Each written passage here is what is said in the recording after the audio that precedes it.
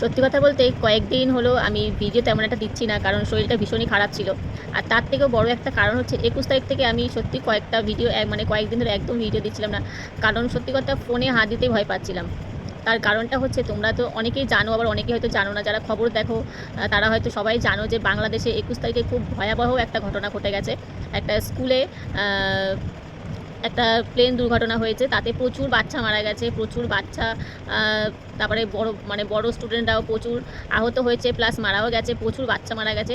তো সত্যি কথা বলতে সেই ঘটনাটা দেখার পরে মানে ফোন খুললেই শুধু বাংলাদেশের সেই খবরটাই খালি আমার ফোনে আসতো। আর সেগুলো দেখে না সত্যিই চোখে জল রাখার মতন ভিডিও হয়তো ছিল না সেগুলো। মানে খুব কষ্ট হতো, কারণ আমিও একটা মা। আর অনেক মায়েরই বুক খালি হয়ে গেছে সেই ভয়াবহ মানে অঘটনটার জন্য। তো সেই কারণে সত্যি আমি ফোনে হাত দিতে একদম পারতাম না, আমার প্রচণ্ড কষ্ট হতো জিনিসগুলো দেখে।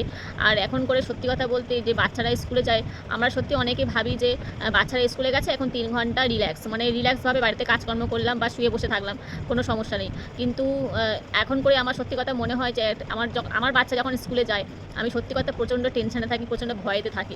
কারণ কার কখন কি বিপদ আসে সেটা বলে কয়ে আসে না। আর যতক্ষণ না বাচ্চা আমার ঘরে আসে বা আমার হাতের মধ্যে আসে, ততক্ষণ প্রচণ্ড টেনশানে আমি থাকি, প্রচণ্ড চিন্তায় থাকি।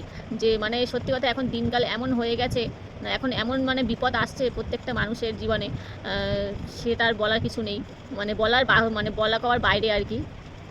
যে সত্যি মানে ঘটনাটা সত্যি ভীষণই মানে খারাপ একটা ঘটনা ঘটেছে বাংলাদেশে। আর আমাদের ইন্ডিয়া থেকেও দেখছি, মানে খবরে দেখছি যে আমাদের ইন্ডিয়া থেকেও প্রচুর ডাক্তার সেখানে পাঠিয়েছে। প্রচুর মানে ভালো, এই কাজটা ভালো করেছে, খুব ভালো কাজ করেছে যে আমাদের ইন্ডিয়া থেকে প্রচুর ডাক্তাররা সেখানে গেছে।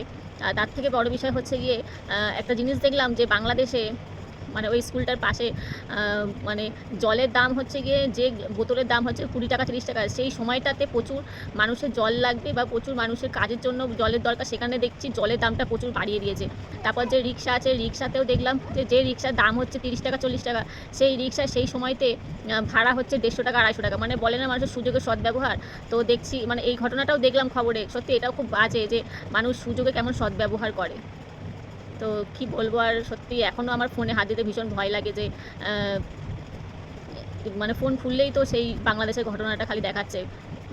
ওই জন্য সত্যি আমি কয়েকদিন ধরে একদম ফোনে খুব একটা হাত দিচ্ছিলাম না, আমার খুব খারাপ লাগছিল।